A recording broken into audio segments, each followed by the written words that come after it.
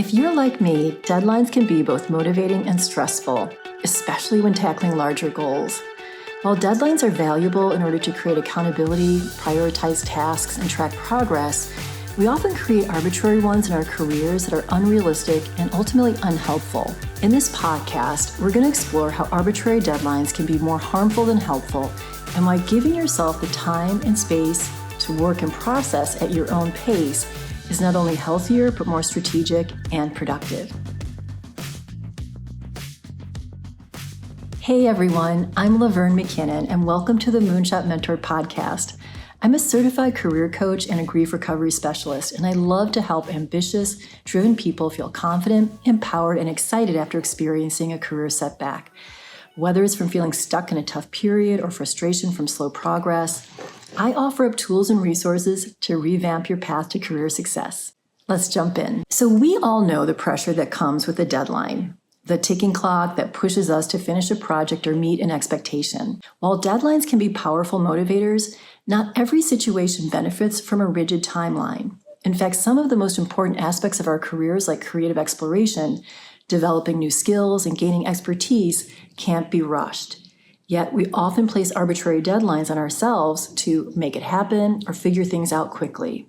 The result? Stress, burnout, and self-criticism. For full disclosure, I chose this topic because I've been working on a big creative project, and recently I lost a thread of what I was doing, who I was doing it for, and what I wanted to say. My internal gremlin voices were having a field day, and they were taunting me with how much time and money I'd wasted, how I didn't know enough, and that no one would care. I began to think about abandoning my work that I'd been doing for months. When I shared my feelings with my coach, we discovered that I had set an arbitrary deadline, and that's what was causing me stress and impacting my motivation and creativity. So an arbitrary deadline is a deadline that's set without a specific reason, and it's imposed randomly rather than on necessity. I had set my deadline to get my project done as soon as possible, so then I could move on to my next big goal. This whole thing fed into my protecting my identity as someone who is productive, competent, and capable. What I realized is that I didn't actually take in consideration the actual needs or natural timeline of what I was doing. So I stalled out because of pressure that I had created on my own. So as I mentioned, arbitrary deadlines can also create negative self-talk. When you set an unrealistic time frame, it's easy to fall into a cycle of self-criticism. You might tell yourself that you're not good enough, not working hard enough, or that you're somehow flawed because you couldn't meet an arbitrary expectation. This kind of self-talk can erode self-esteem, and it creates a mindset where you're constantly chasing an unattainable standard. And that's going to lead to feelings of inadequacy and persistent stress. By being kinder to ourselves and allowing more flexibility, we can cultivate a more positive and productive mindset. Let's explore how to use deadlines effectively when setting career-related goals like getting a job, aiming for a promotion, or completing a project. In order to do so, we need to look at the 3 key phases of goal setting in a very broad sense, and how each of these phases requires a different approach to deadlines. The first phase is the discovery stage, where you get to daydream, gather notions and ideas, and play with different scenarios. This phase can take days, weeks, months, or even years. Deadlines at this stage can be overly restrictive and actually impact creativity and imagination. The second phase is clarifying and crafting what you found in the discovery phase.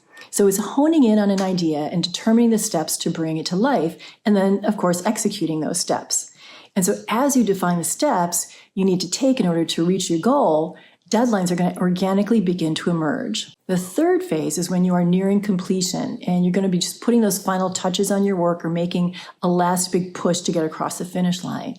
So deadlines can actually be very helpful at this stage. Now I want to break down each of these phases a little bit further so we can examine how deadlines affect them. Let's go back to the discovery stage. This is a crucial time for exploring possibilities. So during this period, like I said, you're going to let your mind wander freely. You're going to gather ideas. You're going to play with different scenarios. It's really a time to give yourself permission to daydream and imagine without the constraints of things having to be practical or feasible. It's this freedom that allows for a broader exploration of possibilities, and it can lead to innovative solutions and unexpected connections.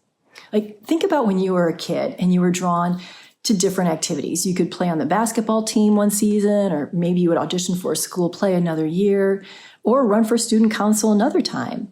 There's just so much permission to try new things without a ticking clock to make like a single lifetime career choice. The discovery phase can vary greatly in duration. Again, it can go from days to years. The key, whatever the time frame is, to allow the process to unfold naturally without any type of pressure. Setting deadlines can be counterproductive in this stage because they're going to lead to rushed decisions and missed opportunities.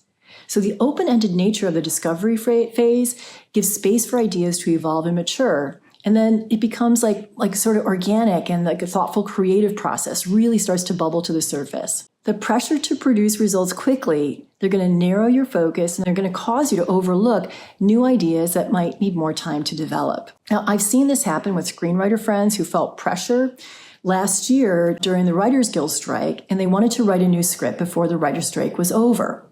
So while the deadline might not have felt arbitrary at the time, several of my friends now see it in retrospect because they rushed to identify an idea. They chose the best of what they could come up with in that moment rather than the best overall idea that really spoke to their passion and their talent. As a result, they now have a good script, not a great one, which doesn't really set them apart in a crowded marketplace. So here's a pro tip. Create an idea file regardless of what field you're in so that you can track and let your ideas percolate. So this gives space to let them breathe, and then they're available to you whenever you might need or want them. By embracing a more relaxed and open timeline, you actually create an environment where creativity can flourish, and that's going to lead to richer and more well-rounded outcomes. So this stage, again, is about allowing your mind the freedom to explore and experiment, laying the groundwork for deeper insights and breakthroughs. Deadlines are not typically helpful at this stage. Now, the next stage, the clarifying and crafting phase, is where the process of achieving the goal starts to take shape. So it's time to sift through all those ideas from the discovery phase, and you're going to choose the strongest ones and begin to outline how they can be brought to life. This phase requires a shift from being open-ended and brainstorming to a more focused and deliberate approach where the things that were abstract, they begin to transform into something really tangible. As you begin to craft your idea, this phase is naturally going to lead to defining the steps necessary to achieve your goal. And this is where the vague notions are refined into actionable tasks. So you start to see the path forward more clearly by breaking down the larger goal into manageable pieces. This process of clarification and planning is crucial because it's going to provide a roadmap that will guide you through the rest of the journey.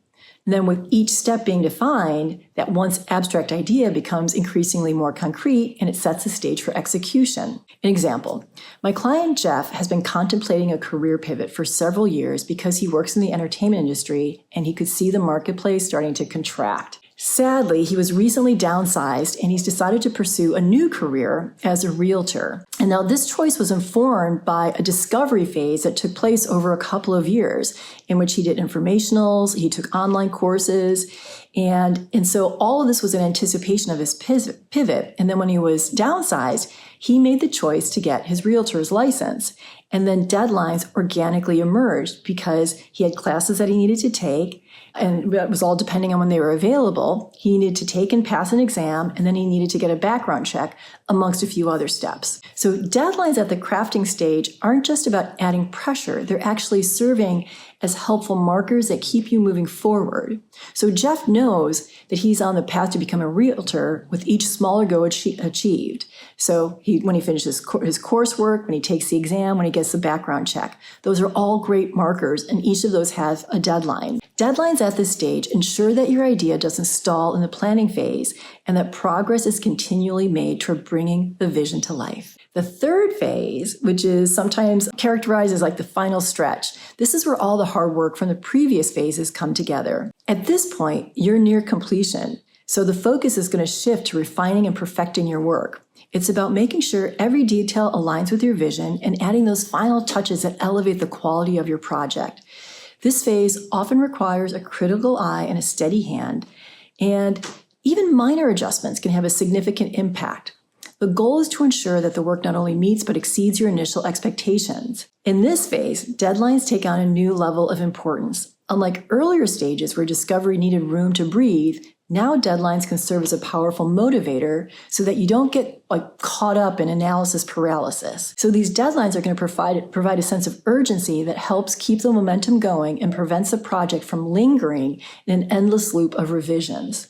With a clear endpoint in sight, deadlines help you prioritize your tasks, allow resources to be used effectively, and it maintains a focus on the most critical aspects of the project. This structure is crucial as it enables you to manage the time efficiently and avoid getting bogged down in less important details. So for example, my writer friends tend to love a deadline when they are at the polished stage of a script, so it stops them from second guessing their work. Filmmakers I work with find festival deadlines to be helpful as they enter into the post-production phase. An executive friend finally got promoted when he completed a final big push, getting his MBA. It made him more desirable and a more competitive candidate. The pressure of a deadline can fuel the energy needed for the final stretch, driving you to overcome any remaining challenges and get across the finish line. The deadline becomes not just a target, but a motivator, propelling you toward completion. It's the point where all the planning, crafting, and refining converge, and they're going to allow you to bring your vision fully to life and deliver a finished product that you can be proud of. As you can see, there's value with deadlines in the right phases of goal setting. However, arbitrary deadlines can be harmful at every stage, not only causing stress and burnout, but it can also hurt your overall career trajectory. So one final example to support this. My client, Rebecca, was on a corporate fast track, and she became accustomed to promotions every couple of years. And she eventually found herself at the vice president level, and it was there that she was determined to make it to the C-suite. And she was determined to do this by the time she was 40 years old. It was an arbitrary deadline, and it hurt her career. Once she was promoted to senior vice president, she knew that was going to tee her up to be chief people officer. But she actually wasn't prepared for the responsibilities of the SVP role, and she was lacking a critical skill set. Because she was approaching her age deadline, she was motivated and she aggressively pursued the role. And then when she got the job and underperformed, she was let go and has been in the process of rebuilding her career. Bottom line, understanding the role of deadlines is crucial for managing both motivation and stress. Deadlines, when used thoughtfully, can be powerful tools that drive progress and help achieve goals. However, they must be applied with care, particularly in situations involving emotional processing or creative exploration. The key is to recognize when deadlines are genuinely helpful, providing structure and momentum, and when they might actually hinder your process, leading to unnecessary pressure or self-doubt. Ultimately, deadlines should serve as tools to support our goals, not as rigid rules that dictate our pace. When we use them wisely, setting realistic, meaningful deadlines in appropriate contexts, we create an environment where motivation thrives without the burden of unnecessary pressure. This balanced approach allows us to navigate the various phases of our journey with clarity, purpose, and resilience, and that's going to lead to more fulfilling and successful outcomes. Okay, that's it for this week. I'm so excited about next week because I'm answering another listener question. Have you ever wondered how some people effortlessly reconnect with their network to land new jobs or pivot into new industries? Networking is key, but what if you've lost touch? How do others manage to reach out for support without hesitation while you're still feeling uncomfortable? Next week, I'll explore 4 possible reasons why they succeed in reconnecting after a long time and how you can too. Before you go, though, please do rate and review this podcast. It's immensely helpful to supporting my work. And remember to head over to Moonshot Mentor on Substack for journal prompts to help you figure out all of this deadline stuff. You can also visit me at moonshotmentor.com where you can find links to all of my social and how to work with me. A very big thank you to Lynn Chen for the video and audio editing. You can find her on social at Ms. Lynn Chen. Thank you so much for tuning in, and I look forward to seeing you next time.